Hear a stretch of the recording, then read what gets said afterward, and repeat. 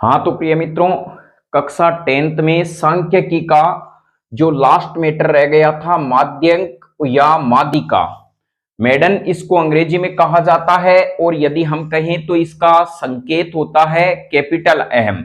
जैसे हमने समांतर माध्य पढ़ा था प्रिय मित्रों, उसका संकेत होता है अक्ष बार होता है। क्या होता है? अक्ष बार। तो इसका मतलब यह होगा, सबसे पहले हम यदि समझे प्रिय मित्रों, हमारे पास में माध्यांक दो प्रकार से हम ज्ञात करेंगे।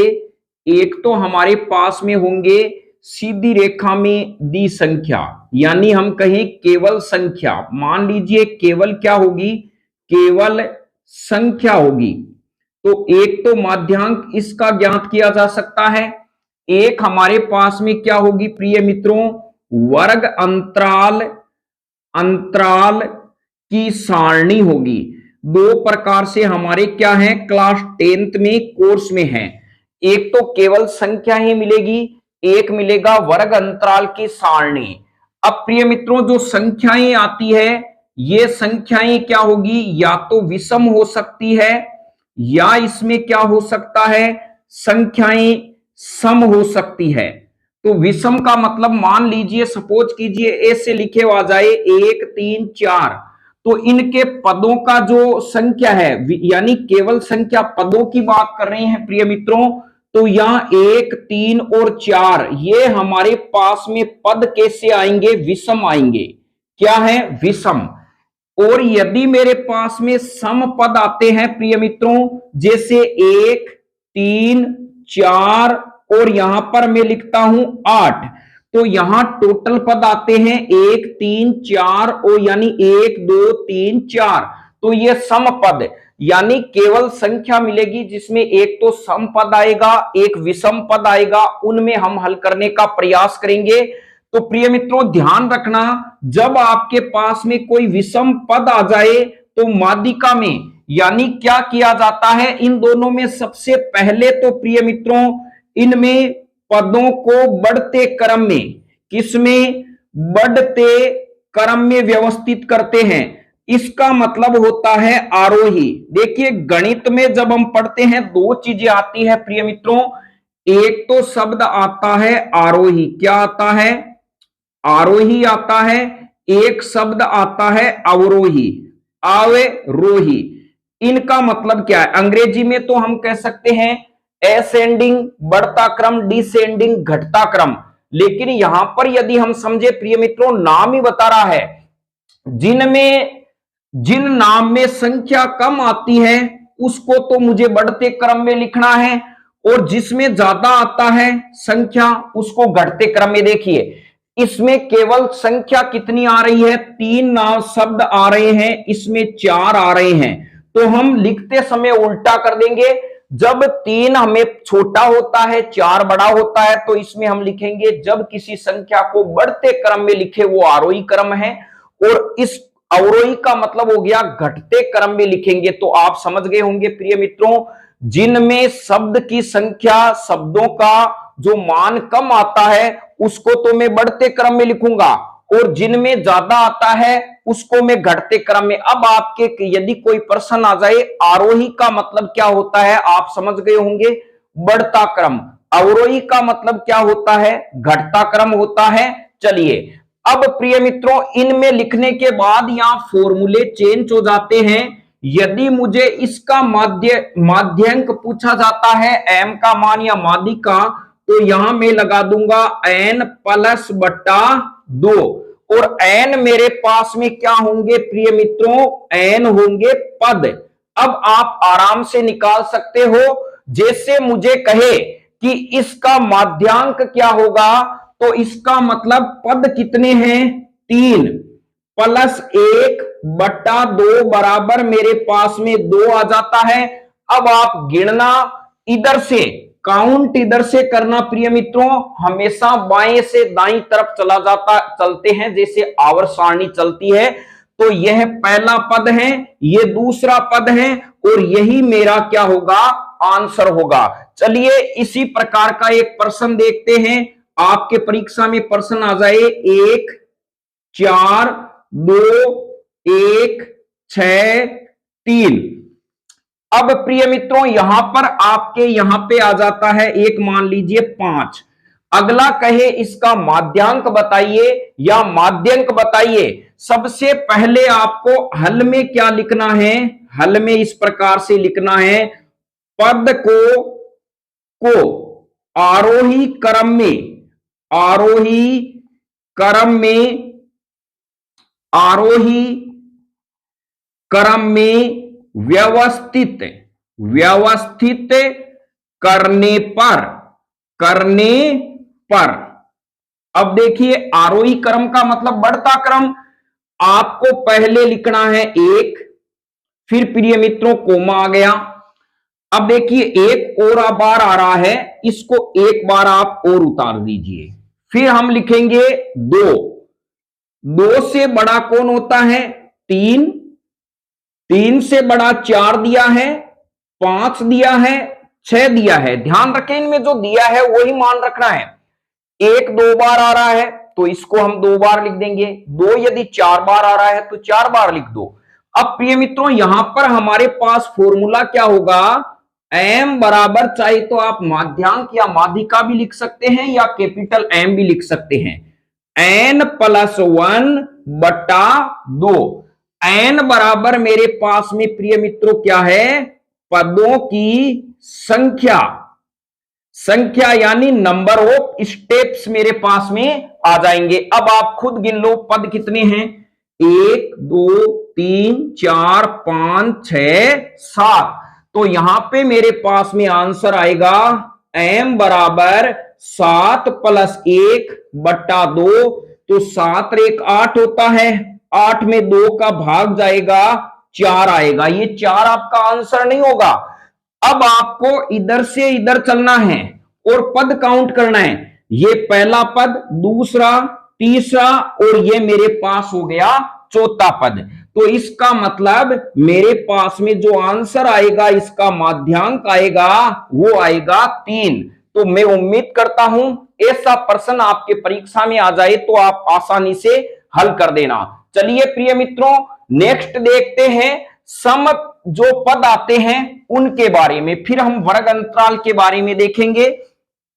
तो अब हमारे पास में जो सम आता है उसको देखते हैं। विषम का तो हमने देख लिया, सम का मतलब है सम पद आ जाए तब क्या करना है, तब फॉर्मूला प्रिय मित्रों लगेगा m बराबर n/2 प्लस n+1/2वां पद। ये मेरे पास में क्या है, फॉर्मूला लगेगा। यहां पर हम लगा देंगे 2, यहां पर 2 आ जाएंगे। तो देखिए n/2, n बराबर पदों की संख्या है, वो यह सेम चलेगा, है पर्सन पक्का छपेगा, इसको कोई रोक नहीं सकता। वर्ग अंतराल, तो चलिए इनमें है क्या, इनमें प्रिय मित्रों ध्यान रखना, जब भी आपके पास में माध्यक या माध्यिका आ जाती है तो या कैपिटल M सिंबल में दे दिया जाता है संकेत में। इनमें निम्न मानों की जरूरत पड़ती है। एक तो पड़ती है n/2 के मान की, एक प्रिय मित्रों पड़ती है CF के मान की। किसकी जरूरत पड़ती है, CF के मान की। एक इसमें जरूरत पड़ेगी आपके F के मान की, एक जरूरत पड़ती है L के मान की, एक जरूरत पड़ती है H के मान की। फिर आपका आंसर आ जाता है। तो मैं उम्मीद करता हूं माध्यांक में आपको किन की जरूरत पड़ेगी, एक तो L के मान की जरूरत पड़ेगी जब हमें वर्ग में दिया जाए n/2। प्रिय मित्रों यहां n है क्या, n है प्रिय मित्रों आपके पास में सिग्मा f। जो सिग्मा f को आप जोड़ोगे तो वो n का मान आएगा, उसमें आप 2 का भाग लगाओगे, ये वैल्यू आ जाएगी।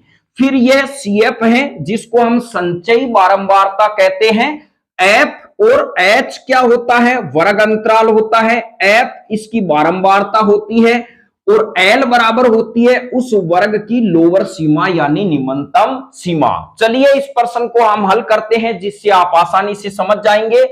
अब प्रिय मित्रों ये जो हमारे पास में माध्यांक है या माध्यिका है, तो प्रश्न इस प्रकार से है, निम्न सारणी में, निम्न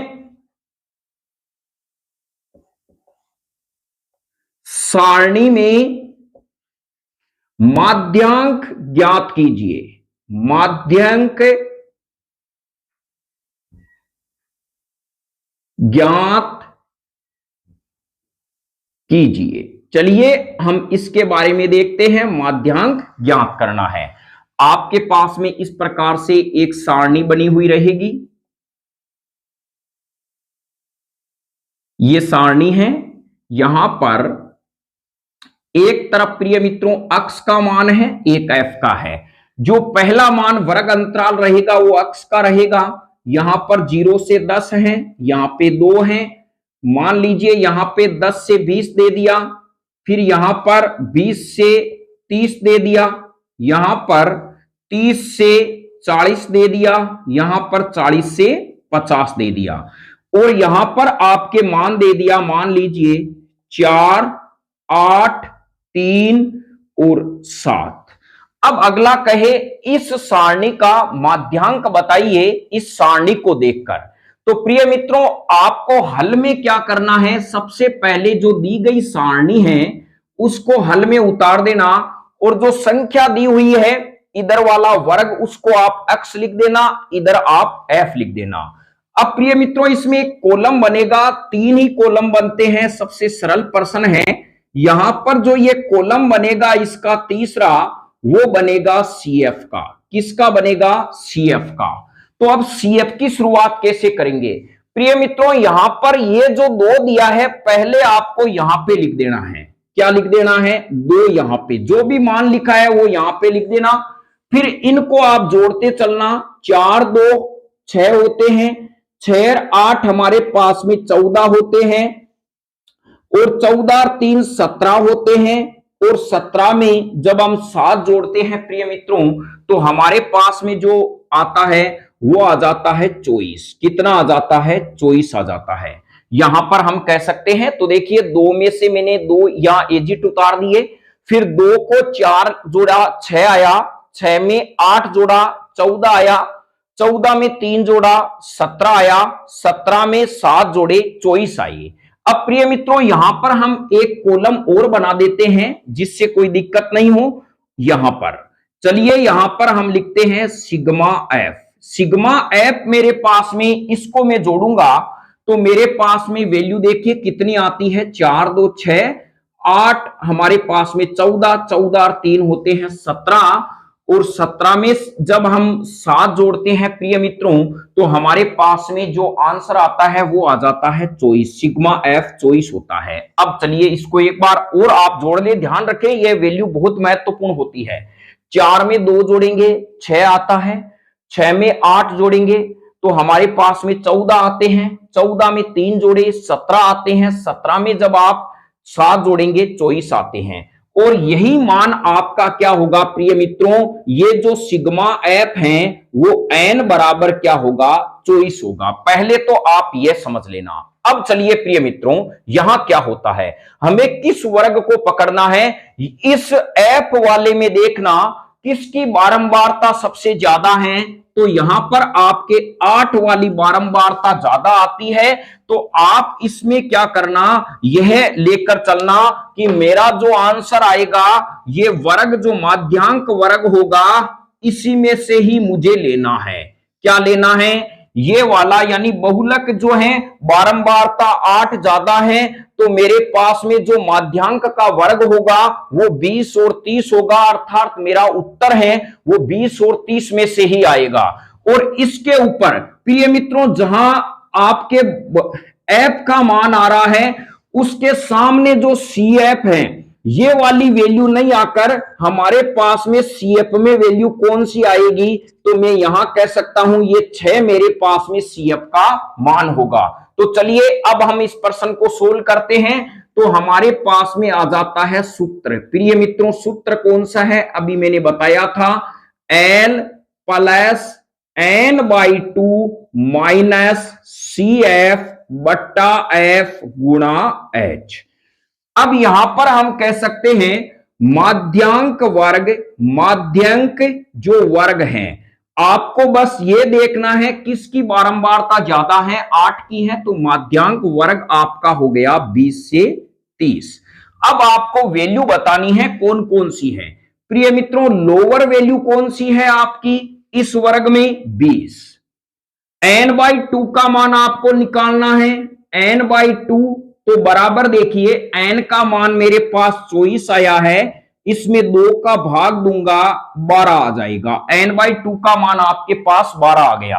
CF की वैल्यू कितनी आएगी प्रिय मित्रों, इस बारंबारता के सामने वाला खाना इसके जस्ट ऊपर वाला मान CF कहलाता है, तो CF का मान आएगा 6।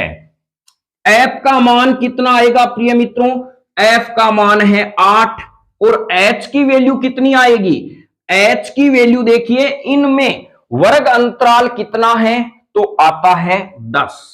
अब जब हम इसका मान रखकर इसका आंसर निकालेंगे तो मेरा आंसर 20 से 30 के बीच में ही आएगा। चलिए इस प्रश्न को अब प्रिय मित्रों मैं यहां पर हल कर रहा हूं, आपको क्या करना है, चाहे तो आप सारणी परीक्षा में बनाकर आपकी कॉपी में ज्यादा पन्ने भी खराब ना हो तो आप इधर भी बना सकते हैं या चाहे तो इसके नीचे भी बना सकते हैं। अब यहां पर मैं ये मान रखूंगा प्रिय मित्रों, जब यहां पर वैल्यू रखेंगे तो 20 प्लस n/2 का मान आया है 12 और यहां पर हमारे पास में CF की वैल्यू आई है 6 डिवाइड में मेरे पास में F का मान कितना है 8 गुणा 10। अब हम इसको सोल्व कर देते हैं तो यहां पर मेरे पास में m बराबर होगा 20 प्लस देखिए 12 में से 6 गए प्रिय मित्रों 6 आते हैं 8 आ गए फिर 10 आ गए। अब 6 को 10 से गुणा किया 60 तो m बराबर 20 प्लस 60/8। यदि आपको आगे गुणा भाग नहीं आता है आप यहीं पर आंसर लगा सकते हैं। यदि आपको 60 में 8 का भाग देना आता है तो आप यह काम रफ कॉपी में कर कर आराम से देखिए 8 छंग यानी हम कहें 8 × 7 54 होता है, उतारा 6। यहां पे अब 8 का भाग 6 में नहीं जा रहा है, लगाई मिंडी, यहां पर 1 मिंडी। फिर प्रिय मित्रों 8 × 7 क्या होता है 56 होता है।